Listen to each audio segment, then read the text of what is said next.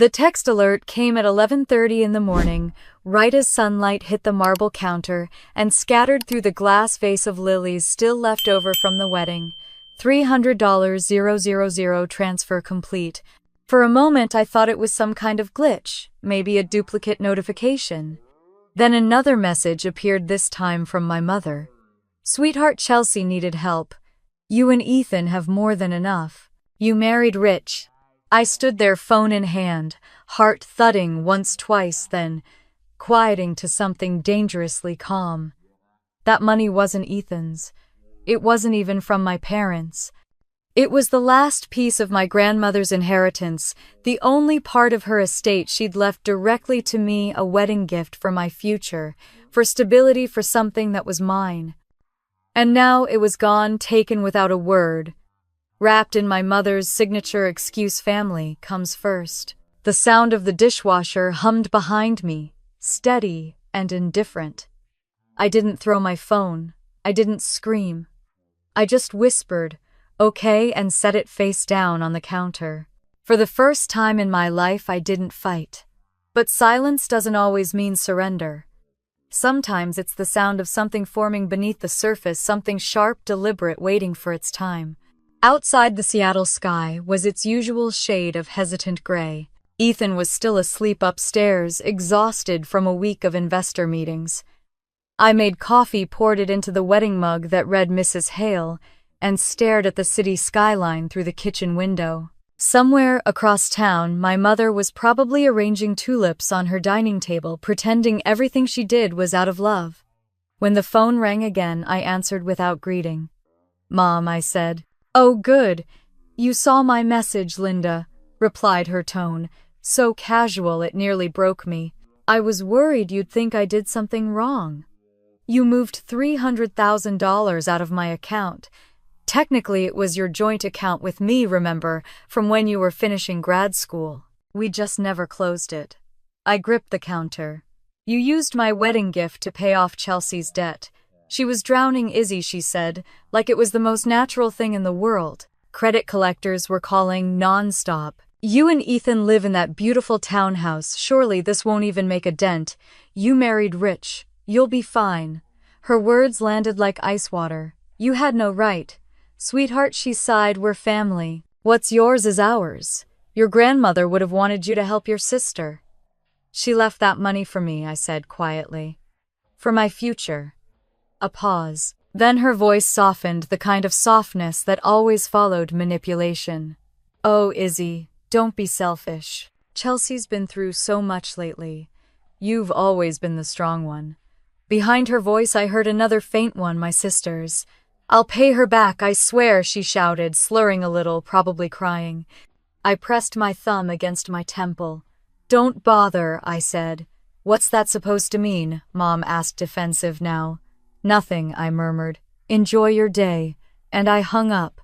The silence that followed was thick, almost alive. I stared at my reflection in the kitchen window, the calm version of me, the one who had learned long ago that arguing with Linda Monroe was like shouting into wind. She never heard you unless you agreed with her. Memories came in flashes. Me at 12 bringing home perfect grades and hearing her say, "That's wonderful, sweetheart. Did you see the flowers your sister painted for her art show?" Or at 17 working weekends to save for college while Chelsea maxed out Dad's credit card for creative supplies? I'd been raised to clean up after other people's messes and call it love. When I met Ethan, it was like meeting silence that didn't hurt. He never raised his voice, never played games. He just listened. The night before our wedding, he told me, "You don't owe anyone your peace, Izzy." I'd believed him then. Now, standing in our kitchen, I realized my family had never even known what peace looked like. I walked to my office, the small glass room that overlooked Elliott Bay. Boxes of thank you cards and unwrapped gifts still cluttered the floor. I sat at my desk and opened the folder labeled Inheritance, Monroe Estate.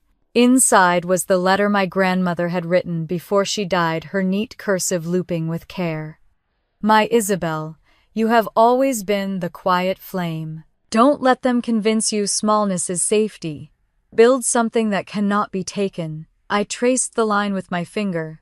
Build something that cannot be taken. Maybe that was what this was about all along. When Ethan came downstairs, his tie half knotted, he noticed the look on my face. "What happened, my mother?" I said simply. He frowned. "What did she do?" I told him everything. The text, the call, the tone, that still managed to make me feel 12 years old again. He listened without interrupting, his jaw tightening with every word. When I finished, he leaned against the counter, hands in pockets. "You want me to handle it?" I shook my head. "No. If I fight her, she wins." He looked confused. "How?" "Because she'll make me the villain for defending myself." I took a slow sip of coffee. "I'm not playing her game anymore." Ethan hesitated. "So, what do you want to do?" I turned toward the window, where the bay shimmered under weak sunlight. "Nothing," I said softly. "For now." He nodded slowly, understanding that tone, the one I used when I was already planning something. "You sure?" I looked at him, my voice steady. "She thinks she took my gift," I said. "But really, she just gave me one." That night, while Ethan slept, I opened my laptop and stared at the spreadsheet from my old firm. The numbers danced across the screen: debt ratios, equity loss. I thought about Chelsea's spending, Mom's justifications, the way they both hid behind excuses of love and loyalty. Maybe money wasn't the root of all evil. Maybe it was the mirror that showed what kind of person you really were. I began typing, not an email, not a threat, but a plan. I didn't know it yet, but that document would become the first page of my next life. The next morning, Mom sent another text. "Glad you understand, sweetheart. Family always comes first."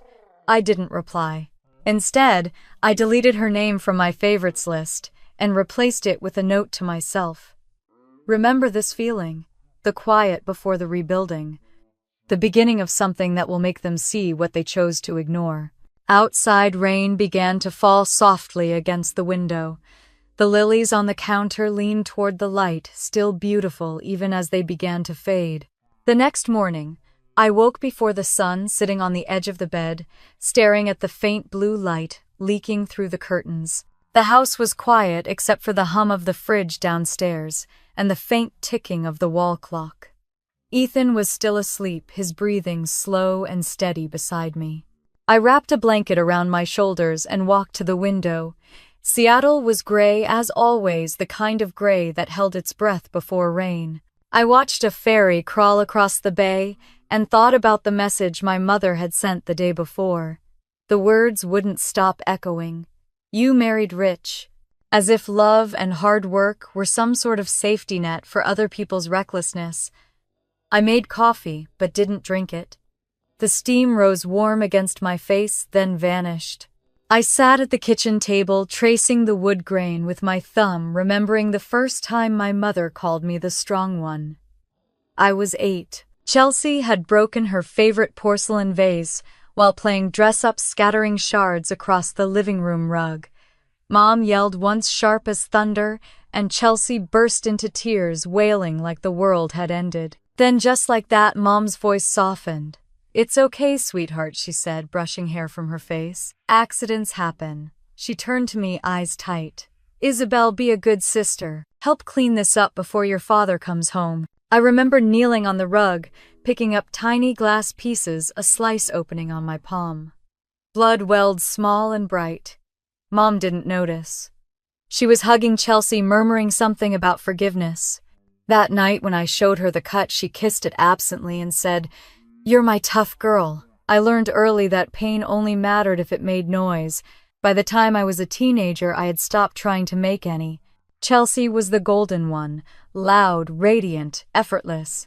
She'd get a C in algebra and Mom would laugh. Numbers just aren't her thing. I brought home straight A's every semester and heard, "Well, of course you did, darling. You're the practical one." Dad stayed out of it, buried in newspapers and sports commentary. My accomplishments became part of the wallpaper, noticed, but only when they were missing. One night during senior year, I sat at the dinner table holding an envelope from Columbia's pre-college program. I had been accepted with a partial scholarship. My hands trembled as I waited for a pause in conversation. Chelsea was talking about her art show, waving a fork like a conductor. When she paused for air, I said I got in. Mom blinked. Got in where? Columbia? The summer program. Oh, she said, smile polite but thin. That's nice. Did you see Chelsea's painting in the paper? They said her color work was very mature. I remember laughing under my breath quietly enough not to be heard. That was the moment I stopped expecting applause. In college, the pattern followed me like a shadow. I worked 2 jobs, one at the library, another tutoring freshmen in statistics. Every few weeks, Mom called, but the conversations were never about me. Chelsea's moving into a new apartment, she'd say, or your sister's having a rough time with her boyfriend. I'd listen, nod, transfer money when needed. Once she ended the call by saying, "You're such a blessing, Isabel. I don't know what we'd do without you." I hung up and cried in the campus library bathroom because it sounded less like gratitude and more like ownership. By 23, I had learned the quiet art of disappearing while still being useful. I helped with bills when Dad got laid off, covered Chelsea's rent twice, and sent Mom gift cards when she complained about grocery prices. Each time I told myself it was temporary, that eventually they'd see I was trying to hold everything together. But the truth is, they liked it that way. I was the invisible glue, reliable, flavorless, and taken for granted. When I met Ethan, everything shifted. He wasn't like them. He noticed small things, the way I held my coffee cup, how I went silent when someone interrupted me mid-sentence. On our 3rd date, he asked what I wanted most out of life. I said, to not feel like a replacement part. He didn't laugh. He just said, then stop volunteering to fix things that don't want to work. The memory of that conversation returned to me now as I stared into the untouched coffee on the counter. The difference between him and my family was that he listened without needing to rearrange the story. Later that morning, Dad called. His number flashing on the screen made my chest tighten. I answered anyway. "Hey, Izzy," he said, voice rough from too many cigarettes. "Your mom's worried. Says you're upset." "I'm not upset," I said. "I'm done." A pause. "You know your sister's in a tough spot. Creditors rent, life's expensive. So she steals mine, don't start. It's family money. You know your mom just wants peace." I laughed softly. Peace is easy when you're not the one paying for it. He didn't reply. The silence on his end felt heavier than words. Finally he said, "Try not to hold grudges, kiddo. They only make you bitter." "Maybe bitterness is the only thing they can't take," I said, then hung up. The phone slipped from my hand onto the couch.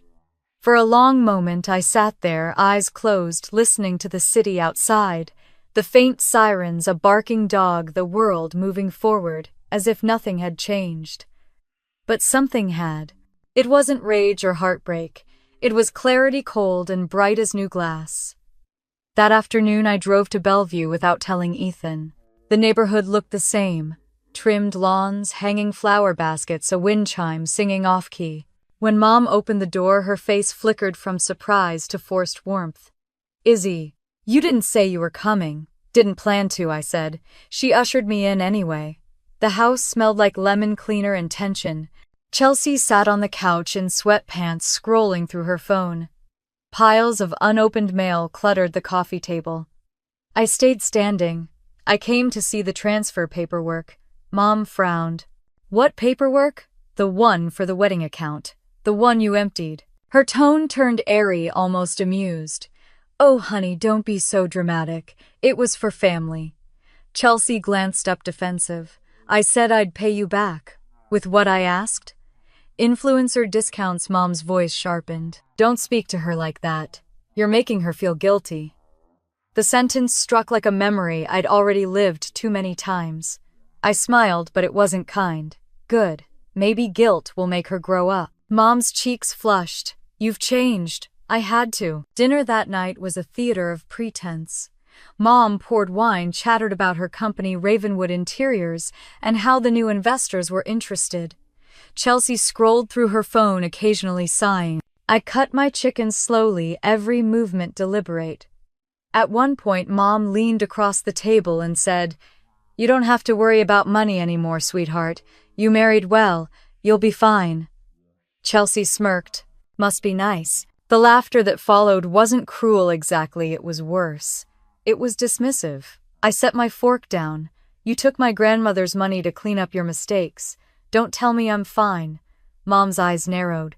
You've always been so sensitive. Can't you see this family needs harmony? I see it needs accountability. She sighed, dramatically reaching for her glass. You sound just like your father when he's being impossible. I stood up, chair scraping softly against the tile. No, Mom. I sound like the person who finally stopped cleaning up after everyone else. Chelsea rolled her eyes. God, you're so dramatic. I looked at her, really looked. The glossy hair, the empty eyes, the constant need to fill silence with noise. For the first time, I didn't feel anger. I felt distance. I'll leave you to your harmony, I said, grabbing my coat. Mom called after me. We love you, sweetheart. I didn't turn around. Outside, the air was cool, the smell of rain sharp and clean. I walked to my car, each step lighter than the last. The house behind me glowed through the windows, full of laughter that sounded like glass about to break. On the drive home, I thought of my grandmother's voice, build something that cannot be taken. Maybe I'd start tomorrow. When I pulled into our driveway, Ethan was waiting by the door, phone in hand. You okay? He asked. I nodded, though I wasn't sure if it was true. What did they say? Nothing new, I said. They never do. He reached for my hand. You don't have to keep fixing them. I know, I said softly. But this time I'm not fixing. I'm building. That night I couldn't sleep. I lay awake listening to the rain, the rhythm soft against the windows. For once it didn't sound lonely. It sounded like preparation. Like something in me had finally stopped waiting for permission to begin. A week passed before anyone from my family called again. I had started sleeping better, waking up earlier, forcing myself to jog along the waterfront just to remember what movement felt like. Seattle mornings were always gray, but lately that color felt like neutrality, not sadness. When the phone rang that Tuesday afternoon, I already knew the number. My father's voice carried the same mixture of guilt and exhaustion as always. Your mother's worried, he began. Things got a little out of hand with your sister. You know how she is. I let silence stretch between us until he filled it. The creditors started calling again. There's talk of a lawsuit from one of Chelsea's old sponsors. Your mom's been handling it, but it's messy.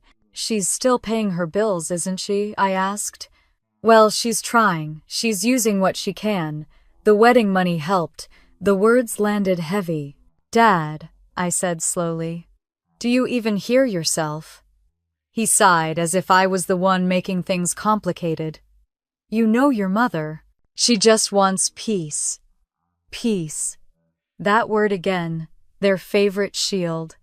I ended the call before he could say it a third time. The quiet afterward was suffocating, but it also felt like space to finally breathe. That night, I opened my laptop and searched Chelsea's name. It didn't take long to find her Instagram. Thousands of followers, pictures of lavender lattes, candlelit dinners, captions about manifesting abundance. Her bio read creative entrepreneur, self-love advocate, helping women find balance. The irony made me laugh out loud. Scrolling further, I found posts about partnerships with clothing brands, makeup lines, travel agencies, all of them promoting a life she didn't actually live. The comments underneath were full of admiration, people thanking her for her authenticity. My stomach tightened. I wondered how many unpaid bills hid behind those filters. The next day I drove to Bellevue again. No warning this time. When Mom opened the door, her face was tired, makeup smudged at the corners, but her smile still rehearsed. Izzy twice in 1 month. What a surprise. Inside, the living room looked smaller than I remembered. Same lemon cleaner smells, same framed family photos where I looked slightly off-center. Chelsea was sprawled on the couch, phone in hand, surrounded by empty coffee cups and envelopes stamped with red letters. Wow, she said, without looking up. Didn't expect to see you again so soon. I came for the paperwork, I said. Mom's smile thinned. Oh, sweetheart, not this again? Yes, this again. I want to see the documents for the account transfer. My account, Chelsea muttered. You really can't let things go, can you? I turned toward her. You stole 30 years of my grandmother's savings and call it letting go. Her tone snapped defensive. I said I'd pay you back. Why are you so dramatic? Mom raised her hand, like she was breaking up children. Enough, both of you. This isn't helping. It's not supposed to help, I said quietly. It's supposed to be honest. She looked at me exasperated. You're upsetting your sister. And you're mistaking accountability for cruelty.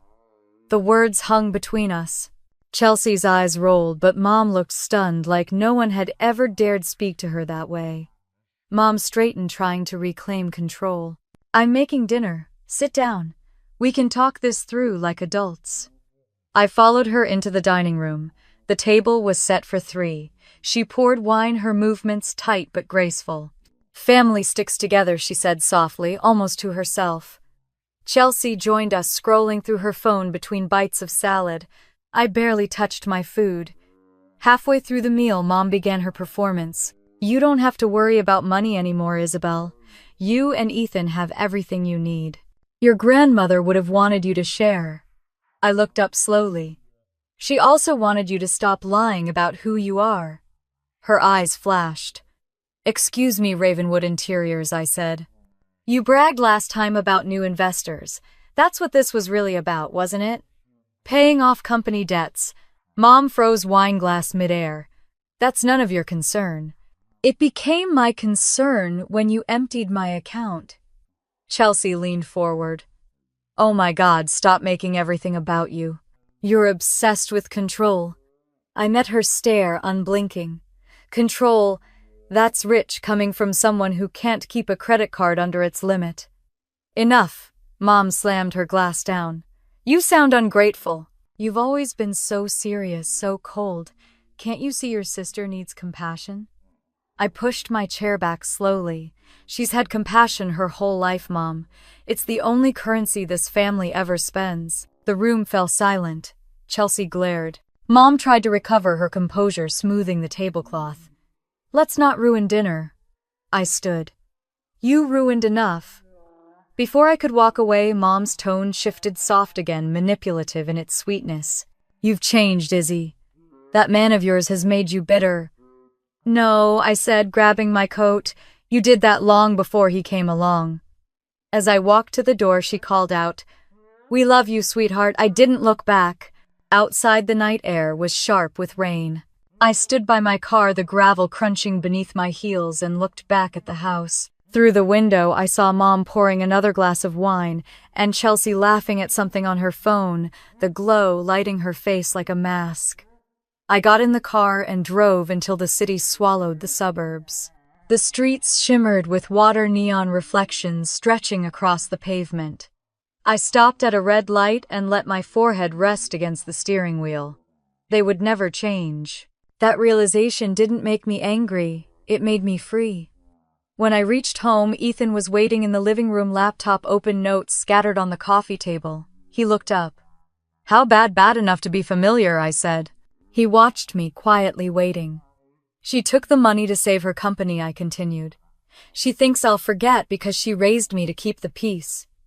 Ethan leaned forward, elbows on his knees. What are you going to do? I met his eyes. Nothing loud. He studied me for a moment, then nodded. You've got that look.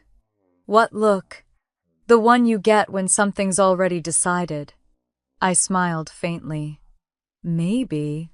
Later that night, I sat at my desk, scrolling through public business records, searching Ravenwood Interiors. The company's name appeared in an industry article, declining revenue, delayed payments, potential restructuring. There it was, the weakness. The place where her world could break without me touching a single thing. I whispered to myself, perfect. Rain began tapping the window, soft and rhythmic. I opened a new spreadsheet and started mapping numbers, assets, partners, investors. The same skills they'd once mocked as boring now felt like sharp tools in my hands. When I finally looked up, hours had passed. The clock read 2 in the morning. Ethan was asleep in the next room. The only sound was the rain and the quiet hum of my computer. I leaned back in my chair and stared at the screen. Columns of data blurred into meaning. Patterns emerged: loans, unpaid equity gaps, fragile partnerships. They built their comfort on borrowed money and borrowed love. And like all debts, this one would come due. The next morning I woke early, showered and dressed as if I were going to work, though I had nowhere to be. My reflection in the mirror looked composed, even peaceful. Over breakfast, Ethan handed me a cup of coffee. "You're quiet." "I'm thinking. About them. About numbers," I said, sipping slowly. "And timing." He smiled. "You don't have to get revenge to heal, you know." I met his gaze. "Who said this is revenge? It's math." He chuckled, but didn't argue. When he left for the office, I returned to my laptop, opening a new folder labeled Simply Ravenwood. Inside, I saved every document, every public file I could find. I didn't know yet exactly what I'd do, only that I would. By noon, I had built the first blueprint of something that felt powerful, a plan shaped not by rage but by logic, the same logic they'd dismissed all my life. They thought silence meant defeat. They forgot silence can echo. 2 weeks later, the final betrayal came in a plain white envelope. I found it in the mailbox on my way back from a morning meeting. The return address read Callahan and Myers Estate Law, the same firm that had handled my grandmother's will. My pulse quickened as I tore it open right there in the driveway.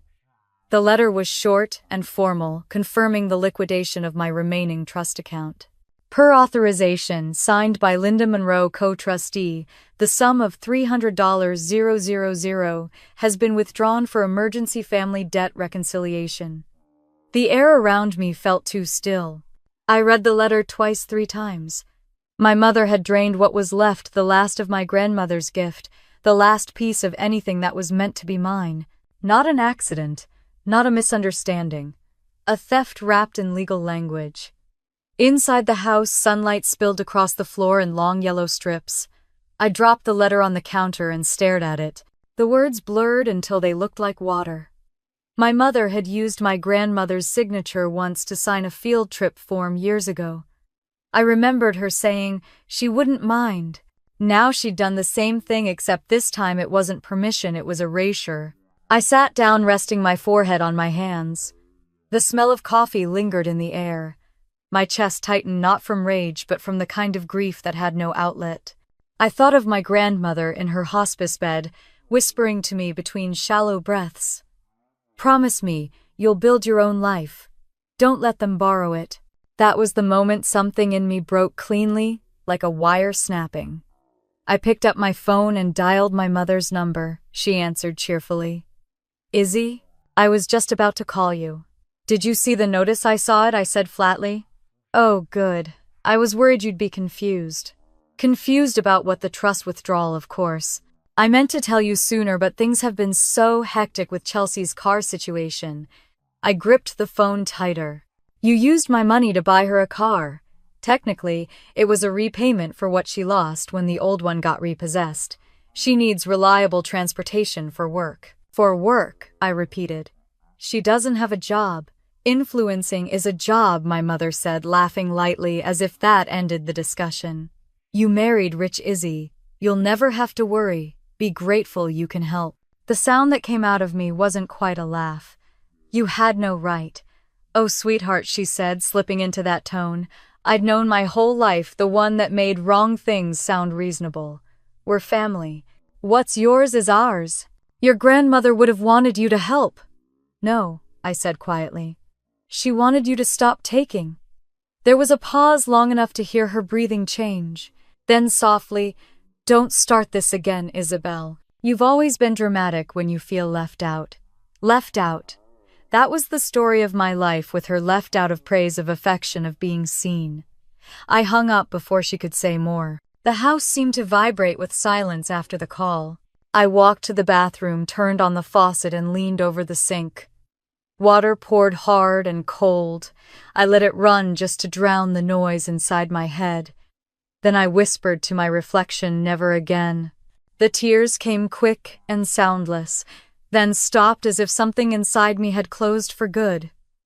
I looked at my face in the mirror, pale, tired, but steady. My eyes looked like hers, but colder. I pressed my palms flat against the counter and took a long, slow breath. When Ethan came home that evening, I was still sitting at the kitchen table.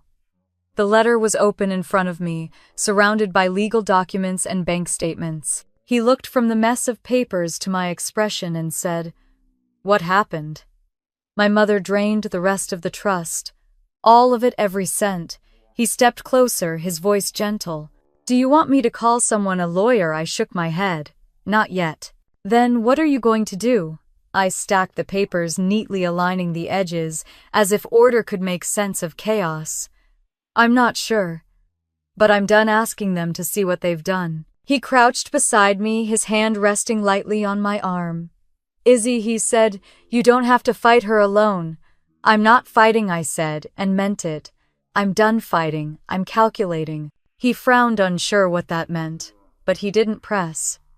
Later that week, Mom called again. This time, her voice was syrupy, almost triumphant. "We're having brunch Sunday. The family could use a reset. Come home, let's put this behind us." "I'll be there," I said. Ethan gave me a look when I told him. "Are you sure?" "I just want to hear them say it to my face," I replied. Sunday arrived bright and deceptive. The sky was clear, the air sharp with autumn. When I pulled into their driveway, there were extra cars parked outside. Extended family, I guessed. The perfect audience. Inside, laughter spilled from the dining room.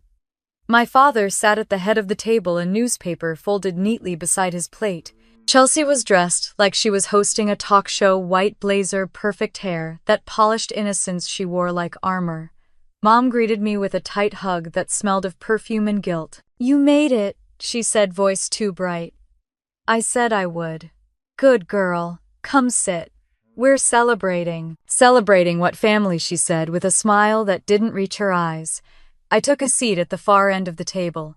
The food looked perfect, the kind of meal people took pictures of for social media. Chelsea was in the middle of a story about rebranding her wellness brand, and everyone nodded as if she were a CEO. When the toast began, Mom stood, glass raised. "To my beautiful daughters," she said warmly. "Chelsea, who's building something wonderful, and Isabel, who's made us all so proud. We're truly blessed." Chelsea grinned. "And cheers to Mom for always keeping this family together." The clinking of glasses echoed. I didn't move. Then Chelsea turned toward me. "And cheers to my big sister, the rich one. Couldn't have done it without you." Laughter rippled around the table. Mom added, "She's not wrong. You've been very generous. It's good karma, sweetheart. The universe rewards kindness." I set my glass down carefully. "You mean theft?" The laughter died. Mom blinked. "Excuse me, the trust money," I said. "You stole it." Gasps. My father muttered something under his breath. Chelsea's face turned defensive. "Wow, you're really doing this here." "You wanted me here," I said. "I came." Mom's voice hardened. "We will not make a scene." I looked around the table at the faces, pretending not to know what was happening. "You already did." Chelsea leaned forward, her smile sharp. "You think you're better than us now, because you married a man who can actually pay the bills." I met her gaze, unflinching. "No, I think I stopped mistaking your chaos for love." The silence that followed was complete. Even my father didn't look up. Mom recovered first, forcing a laugh. "She's just tired. Isabel's always been sensitive. You know how she gets." I pushed my chair back. "Sensitive is what you call someone who notices." Mom's smile faltered. "Don't walk away, Izzy. We're family." I stood looking down at her. "No, Mom, we're evidence." I turned and walked out. The sound of my heels on the tile echoed through the house. Outside, the air felt clean, raw, alive. At the car, I stopped and looked back once. Through the window, I could see them still seated, frozen in that perfect tableau of denial, wine glasses, half full, mouths half open. I started the engine and drove away. The further I went, the lighter I felt, like every mile peeled away another layer of noise. That night, I sat on the balcony with a blanket around my shoulders, listening to the ocean crash below. Ethan came out quietly, handed me a cup of tea. Did you get what you needed? More than that, I said. He sat beside me. And now, I said softly, I stop waiting for apologies and start building something that can't be taken. The waves kept rolling steady and endless, as if the world was reminding me that everything broken could still begin again. The morning after the brunch felt unnaturally still. I woke before dawn and sat by the window watching the city below, wake in soft fragments, streetlights blinking off the first buses groaning down the hill, a jogger in a red windbreaker cutting through the mist. I wrapped my hands around a mug of coffee and listened to the quiet hum of the refrigerator. For once the silence didn't hurt. It felt like a pause between chapters. For years I'd confused silence with surrender. But as the steam curled upward and faded into nothing, I realized silence could also mean something else: preparation. The first thing I did was clean. It wasn't anger that moved me, just a sudden need for space. I boxed up every photograph of my family, their forced smiles, our matching Christmas sweaters, the image of my mother's hand resting on my shoulder like ownership. I packed away cards, trinkets, birthday gifts, even the vase she once claimed came from my grandmother's attic. It didn't matter what was real anymore. I just wanted them gone. As I worked, I thought about every time my mother had called me the strong one. It wasn't praise. It was permission to carry her burdens, to stay quiet while she made excuses, to forgive without being asked. By the time I finished cleaning, the living room felt like new air. I opened my laptop and searched Ravenwood Interiors again. Their homepage was painfully outdated, soft gold fonts, a slideshow of half-finished projects, a headline that read "Timeless Design for the Modern Family." I almost laughed at the irony. Scrolling through business directories, I found something more interesting. The company was listed under a partial ownership by Henderson Capital Group, a private equity firm based in Los Angeles. Their portfolio included struggling lifestyle brands and a few fading retail chains. The data told a story my mother never would. Ravenwood wasn't thriving. It was drowning. I leaned back in my chair and whispered, "So that's what you took the money for?" By noon, I'd filled an entire notebook with notes, financial statements, projected losses, restructuring possibilities, all public information, but enough to map the skeleton of the company. If Henderson Capital was looking to unload it, that meant opportunity. That evening, Ethan found me still typing, eyes fixed on the screen. "You've been here all day," he said softly. "I'm working on something." He glanced at the spreadsheet. "Ravenwood? Yes. Is this about your mom?" I shook my head. "It's about balance." He studied me for a long moment, the way people look at someone standing on the edge of something. "Izzy, you don't have to do this. You can let it go." "I already let it go," I said, closing the laptop. "Now I'm just learning what silence can build." That night I couldn't sleep. The rain came softly at first, tapping against the windows, then harder, like the sky was trying to remind me what noise sounded like. I walked into the office and opened the window, letting the cool air fill the room. I took out my grandmother's old letter, the one I kept tucked in a leather notebook. "Build something that cannot be taken." The next morning I began. I called Tanya Brooks, a woman I'd once worked with at my old finance firm. She was sharp, fearless, and most importantly, discreet. We met at a quiet cafe near Pike Place, where the smell of espresso mingled with salt air. Tanya arrived in a gray coat and a smile that could cut glass. "I was surprised to get your message," she said, sitting down. "You vanished after the wedding. I figured you were living the Malibu dream." "Not quite," I said. "I need your help setting up a new company. A clean LLC, no personal identifiers." Her eyebrows lifted slightly. "Sounds mysterious." "Let's call it Morena Group," I said. "I want it to look like a small, female-led investment firm focused on ethical acquisitions." "Ethical," she repeated, grinning. "Always the saint.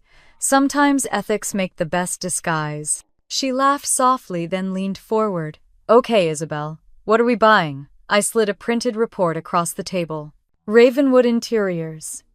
Her eyes scanned the page. "Your mother's company." "Not for long," I said. Tanya sat back, processing. You're serious. Completely. She studied me a moment longer, then nodded slowly. Then let's make it clean and quiet. You'll need a shell firm, maybe two. Henderson Capital's been trying to offload assets, they'll jump at the offer. How soon? A few months if we move fast. Let's move faster, I said. For the next several weeks, I lived between spreadsheets and late-night phone calls. Tanya and I met in borrowed offices and co-working spaces, writing proposals, building a narrative of financial stability around Marina Group.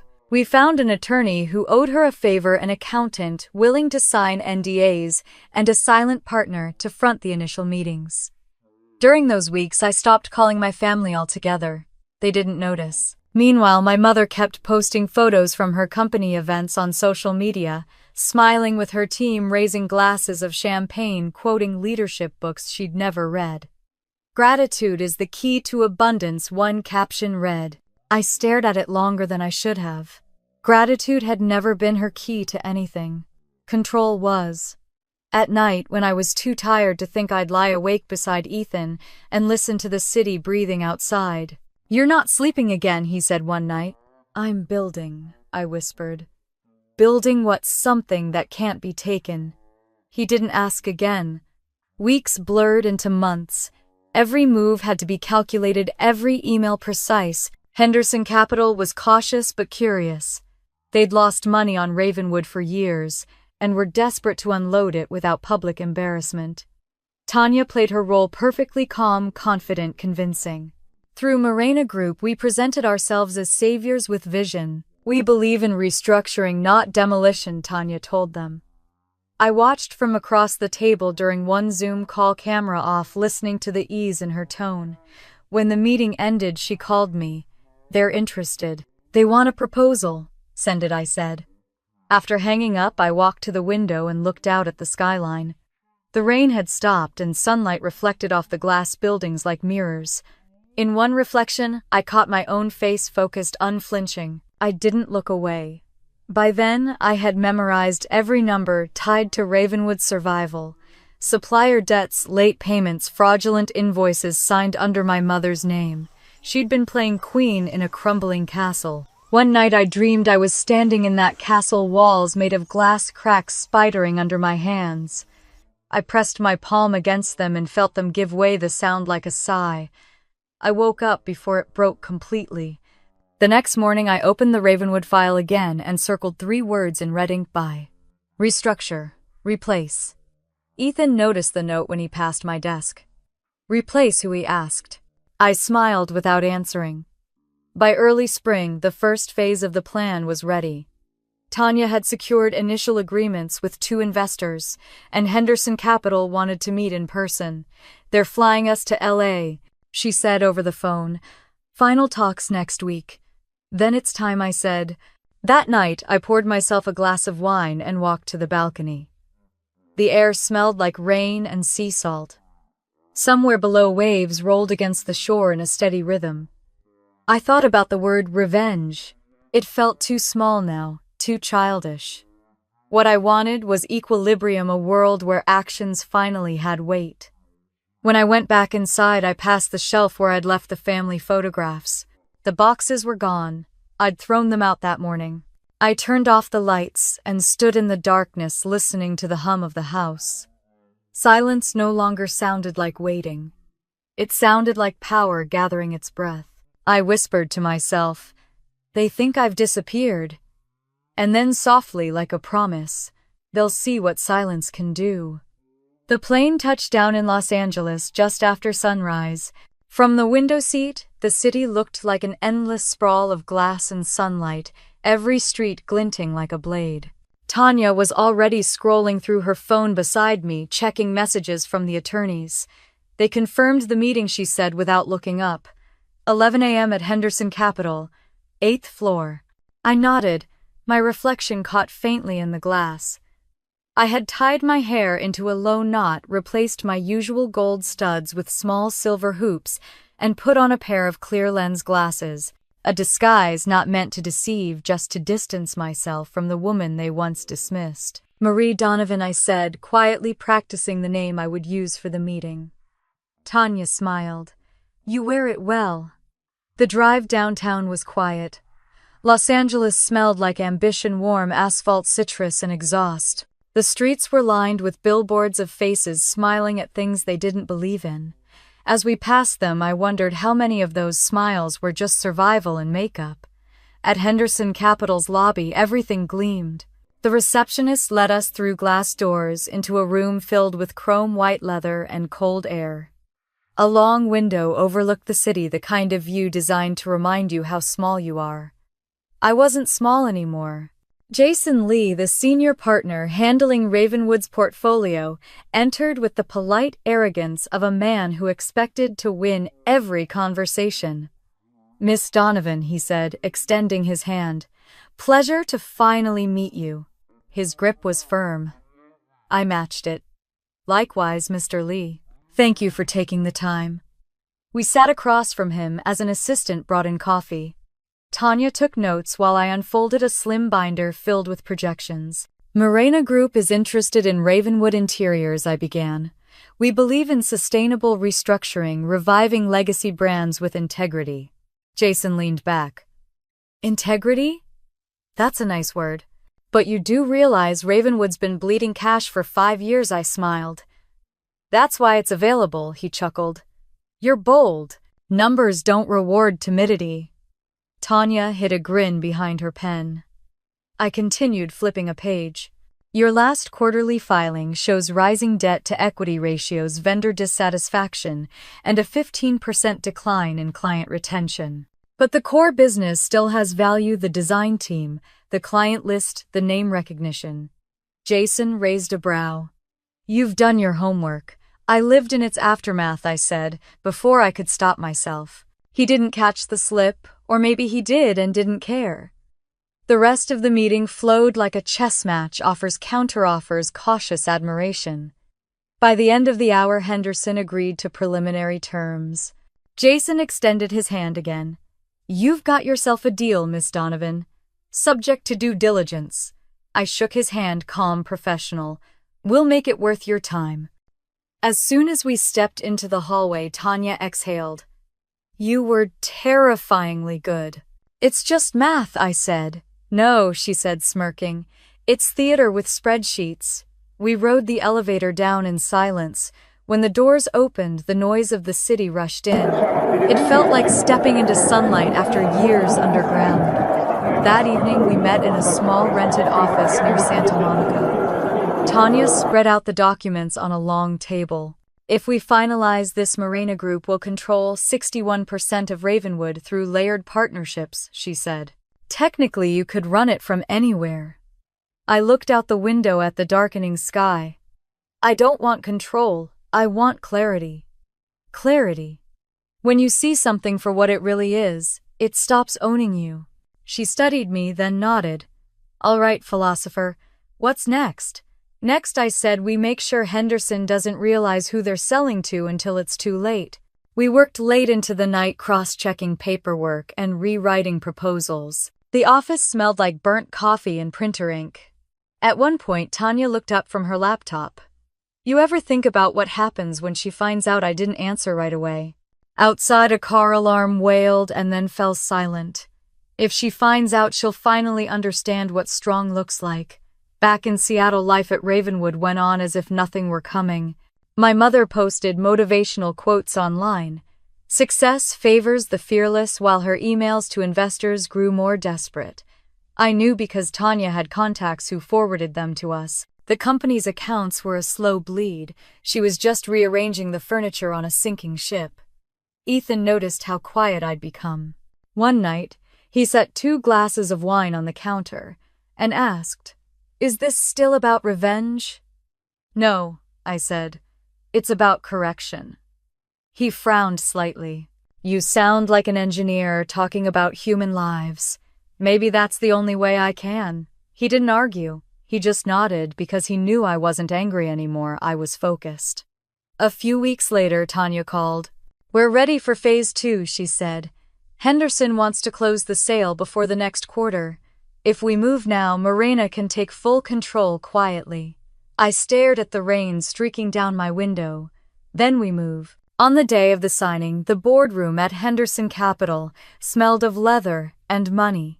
Contracts lined the table thick with promises. Jason Lee handed me a silver pen. "Congratulations, Miss Donovan. Ravenwood is officially yours." The sound of the pen scratching paper was almost musical. As I signed the last page, a calm I hadn't known in years settled over me. I thought about my mother's laughter at that brunch, Chelsea's smirk, the sound of their voices echoing against polished glass. When it was over, Tanya whispered, "You did it." I closed the folder. "Not yet," I said. "I just set the stage."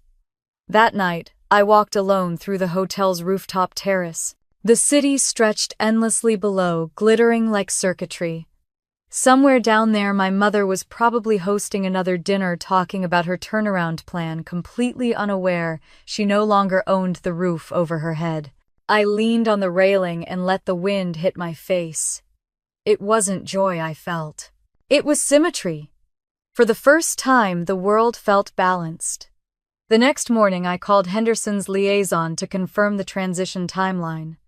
"The board at Ravenwood will be notified in 3 weeks," he said. "You'll need to attend the introductory meeting as the new majority investor representative." "Understood," I replied. After the call, I sat for a long time staring at the ocean through the hotel window. My reflection hovered over the waves, steady, composed, unrecognizable from the girl who used to sweep up her sister's broken glass. Back in Seattle, the city welcomed me with its familiar chill. Tanya met me at the office, her hair pulled back, eyes gleaming with caffeine and victory. "It's done," she said. "You own Ravenwood Interiors." "Legally, entirely quietly." I nodded, setting my bag down. "Good. Then, let's fix it before they know who broke it." That night, I didn't call my mother. I didn't even think about calling. Instead, I opened the file with the company's internal reports, budgets, staff performance, vendor payments. Buried deep in the data was her signature on several questionable expense forms. Personal trips labeled as client meetings. Executive hospitality invoices that matched hotel stays in Napa and Palm Springs. Evidence. I leaned back in my chair, fingers laced together. "She built her house on borrowed bricks," I murmured. "Now it's time to collect rent." The rain began again, tapping against the glass. I turned off the lamp and sat in the glow of my computer screen. It wasn't triumph I felt. It was inevitability. I thought of my grandmother's words, soft but unshakable.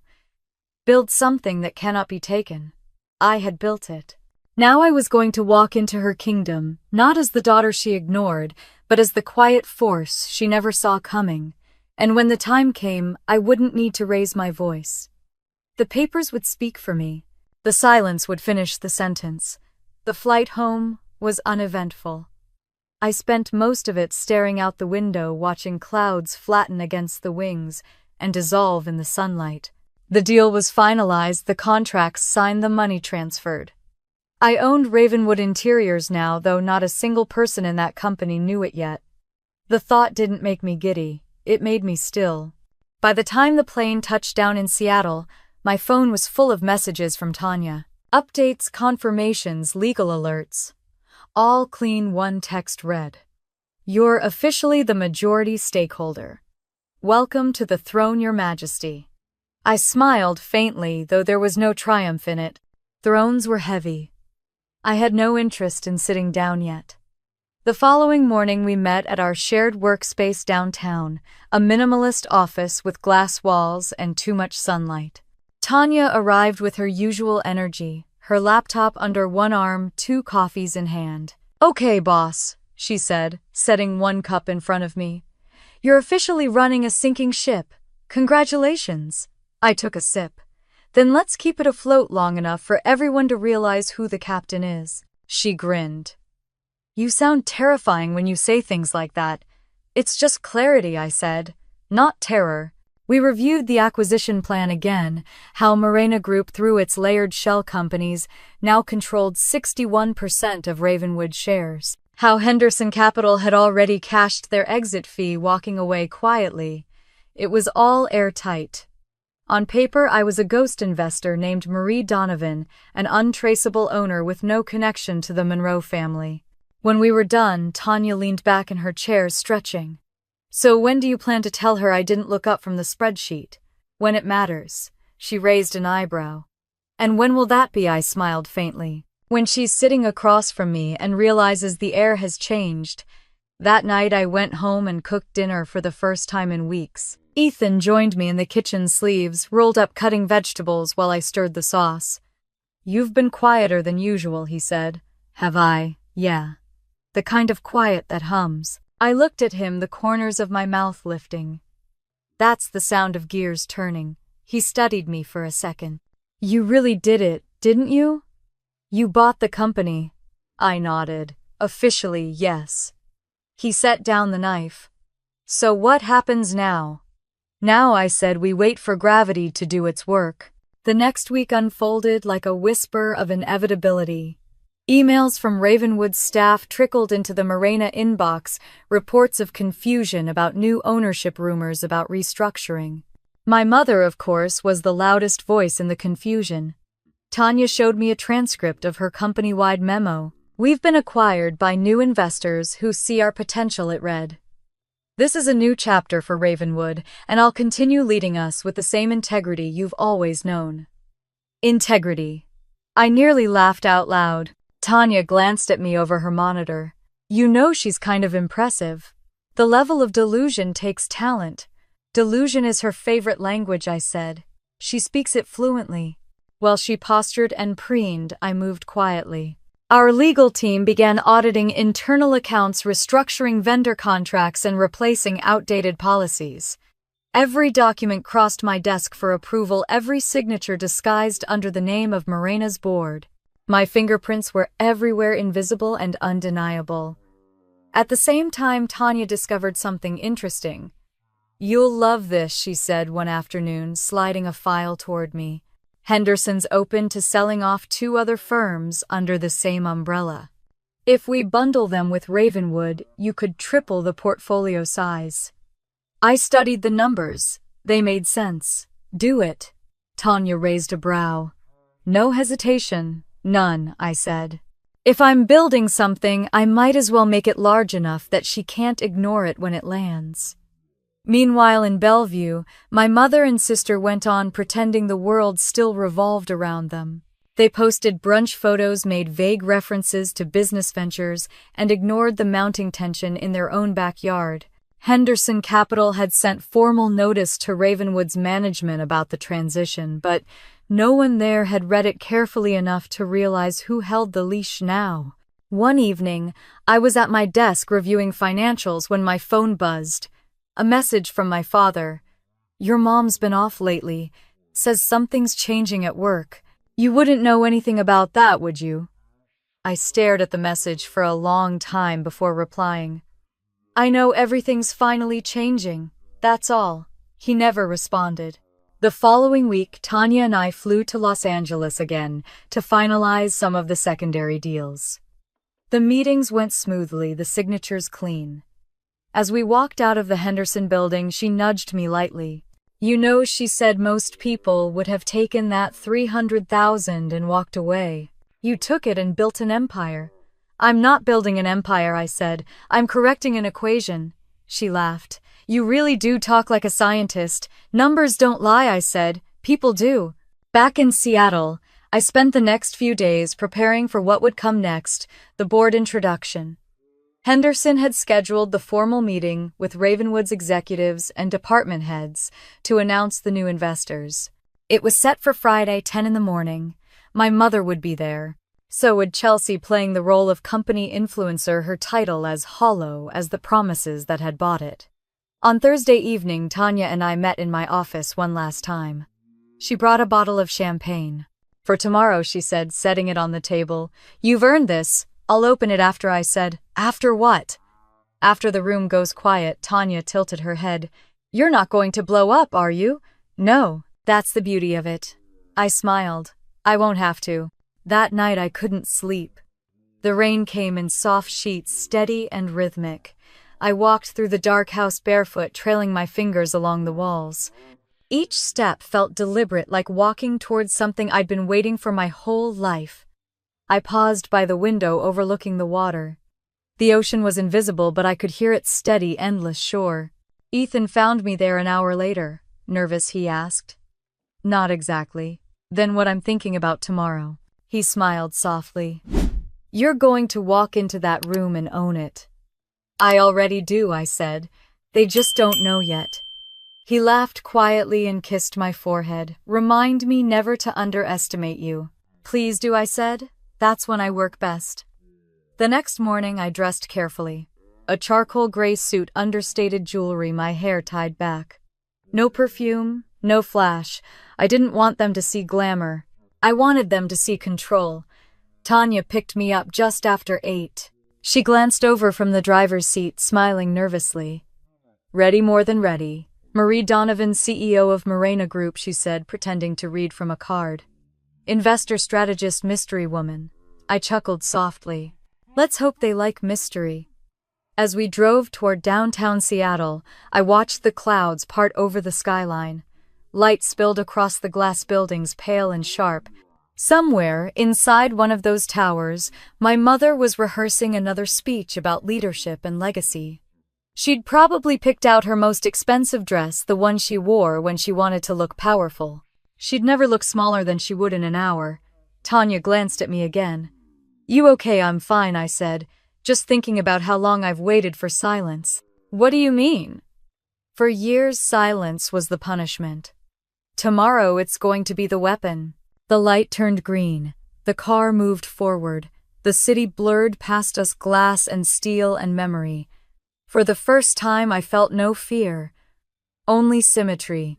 By the time we reached Ravenwood's building, the rain had stopped. The air was crisp, the kind that carried promise and consequence in equal measure. I stepped out of the car, smoothed my jacket, and looked up at the sign above the entrance, Ravenwood Interiors. The name no longer belonged to her. Tanya handed me the folder with the final ownership documents. You're sure you want to be there in person? Yes, I said. She deserves to see the end of the story she started. And as we walked through the glass doors into the lobby, every echo of the past, the lies, the favoritism, the silence fell away. All that remained was the truth waiting in the boardroom upstairs. Tomorrow had come. The call came just after 6 in the morning. I was halfway through my first cup of coffee when Tanya's name flashed on my phone. It's done, she said, her voice still rough from sleep. The final wire cleared overnight. Morena Group now holds full controlling interest in Ravenwood Interiors. For a long moment I didn't say anything. I just stared out the kitchen window at the thin mist rising off the bay. So it's real, I said finally. It's real, she confirmed. You're the owner, Izzy. Every square inch of that company is yours now. The word owner didn't land like triumph. It landed like gravity.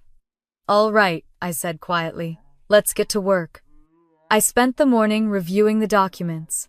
The pages were dense with signatures and seals, corporate jargon, and legal precision. Every clause meant something permanent. By the time I finished, my coffee was cold, and the sun was higher, cutting sharp lines across the table. I looked at the folder and thought, you have no idea who's standing over you now, Mom. At 10, Tanya stopped by the office. She tossed her coat over the chair and set down a box of pastries. You should be celebrating. I don't need to celebrate, I said, scanning a line on the contract. I just need to breathe. Fine, she said, sinking into the chair across from me. So when do you tell them I closed the folder? Tomorrow. Her eyebrows shot up. You're really walking into that meeting, yes. You could just stay behind the curtain, you know. Let me handle the introductions. I shook my head. No more hiding. She took enough of my name. She doesn't get to take my silence, too. Tanya leaned back, smiling slowly. You know you're terrifying when you're calm. The next day, I woke early. The sky was a pale gray, the kind that made the world feel suspended. I showered, dressed in a simple black suit, and tied my hair back. I didn't want to look like revenge. I wanted to look like consequence. By 9:30, I was downtown, sitting in the car outside Ravenwood's headquarters. Through the glass doors, I could see employees moving through the lobby, laughing, carrying coffee cups. None of them knew that everything above their heads had shifted. Tanya sat beside me, tapping her pen against a notepad. "You sure you don't want to send someone else in?" First, I looked at her steady. "No. I want her to see me walk through that door." We entered the building. The receptionist, a young man with bright eyes, smiled. "Good morning, Miss Donovan. The conference room is ready. They're expecting you." Expecting me. The irony almost made me laugh. The elevator ride felt longer than it should have. Tanya glanced at me, then at the mirrored wall. "You okay?" "I'm fine." She studied me for a second. "You don't look fine. You look peaceful." "I am," I said. That's what happens when the story finally catches up to itself. When the doors opened, the hallway was quiet, except for the muffled sound of voices behind the boardroom door. I could recognize my mother's laugh even through the wall, sharp, confident, full of performance. Tanya placed a hand on my arm. "Last chance to change your mind." I smiled faintly. I already changed everything else. Inside the boardroom, the room fell silent as soon as the door opened. A dozen faces turned toward us, some curious, others cautious. My mother was at the far end of the table, dressed in a cream blazer, hair immaculate. She blinked once, twice, as if her brain was still catching up with what her eyes saw. "Izzy," she said finally, her voice small in the large room. I didn't answer. I simply walked to the head of the table and placed my folder down. "Good morning, everyone," I said evenly. "I'm Marie Donovan, representing Morena Group, the new majority shareholder of Ravenwood Interiors." A ripple of whispers moved through the room. My mother's lips parted. Chelsea, sitting beside her with a company badge clipped to her dress, stared at me in disbelief. "You," my mother said. I met her eyes. "Me." Jason Lee from Henderson Capital cleared his throat from the corner. "Ladies and gentlemen, Morena Group finalized the purchase as of yesterday.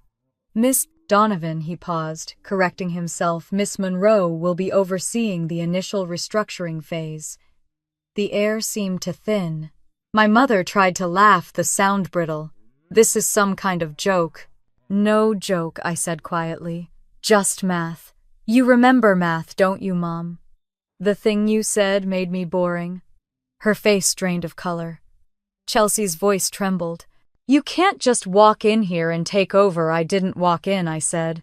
"I bought in. There's a difference." My mother stood abruptly. "You're doing this to humiliate me." I looked at her, unblinking. "No, I'm doing this to fix what you broke." Silence filled the room like smoke. Then, in that awful stillness, something inside me loosened. For years I'd imagined this moment as thunder, as fury. But instead it was quiet, measured, precise, final. I turned to the rest of the board. "Starting Monday, we'll begin the transition process. Audits, vendor reviews, new leadership assessments. Anyone involved in financial mismanagement will be reviewed and reassigned." The HR director nodded nervously. "Understood." Chelsea stood, her voice sharp. "You can't suspend our mother," I faced her. "The company can. And it will." My mother's breath hitched. "Isabel," she said softly, the name shaking on her tongue. "Please." "You should sit down," I said, my voice steady. "You're no longer in charge." She did sit slowly, her hands trembling as she smoothed her skirt. I opened the folder and slid several documents across the table. "Here's the new structure. You'll each receive an updated contract by end of day.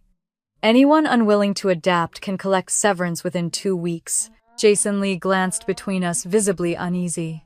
"Well," he said with forced cheer, "looks like Ravenwood's in good hands." No one spoke. When the meeting adjourned, I gathered my papers. My mother stayed seated, her eyes distant, uncomprehending. I could feel her looking at me, searching for the daughter she used to command. She wouldn't find her. As Tanya and I walked out, Chelsea muttered something under her breath. "You'll regret this." I turned just enough to meet her gaze. "Maybe. But at least I'll own my mistakes." "Can you say the same?" The hallway outside was brighter than I remembered. The elevator doors opened, and Tanya exhaled as soon as they closed behind us. "Holy hell," she whispered. "That was biblical." It was overdue, I said. Downstairs, the receptionist smiled politely as we passed. The city outside was loud with traffic, but I could barely hear it. Everything sounded softer now, muted and clean. Tanya stopped beside the car. "What now? Now," I said. "We rebuild." She hesitated. "And her? She'll watch." That night I didn't feel triumphant. I felt something quieter, heavier, more complete. I sat on the balcony, the folder beside me, and watched the city lights shimmer across the water. Somewhere across town, my mother was probably sitting in her own living room, trying to understand how everything she'd built had slipped through her fingers. I thought of her words from that brunch. "You married rich. You'll be fine." She was half right. I was fine. But not because of marriage, because I'd finally stopped waiting for her permission to exist. The ocean wind picked up cool and sharp. I closed my eyes and let it wash over me. For the first time in my life, I didn't feel like the strong one. I felt like the free one. The morning after the meeting, the world felt strangely quiet. I woke before the alarm sunlight spilling across the floor like it had something to say. The house smelled of coffee and salt air. For a moment I stood in the kitchen barefoot, half expecting my phone to buzz for someone to demand an explanation for the chaos to find me again. But it didn't. Instead, there was only the silence, the kind that follows an earthquake when the ground has finally decided to stop shaking. By 9, my inbox was full. Headlines, press inquiries, board updates. Tanya had already filtered most of them. She texted, "We'll handle the noise. Just breathe." I tried, but I couldn't stop picturing my mother's face from the day before, the disbelief, the tremor in her voice the moment she realized her throne had vanished. I didn't feel triumph. I felt release, like an invisible weight had been cut loose. At 10:30, Tanya called. "It's starting," she said. "The news is everywhere. Ravenwood Interiors acquired by Morena Group. Your name's not in it, obviously. But guess who's trending on Twitter? Chelsea right on cue. People are digging up her old posts, those fake philanthropy projects. Some are calling it karma. Karma doesn't need a spotlight," I said quietly. "Well," Tanya replied, "it has one anyway." I opened my laptop, scrolling through the coverage. The words blurred together: corporate scandal, leadership change, internal audit. They'd found hints of misconduct, old invoices signed in my mother's name, expense reports she couldn't justify. By noon, Ravenwood had released an official statement confirming her suspension. Tanya texted again, "You're trending too."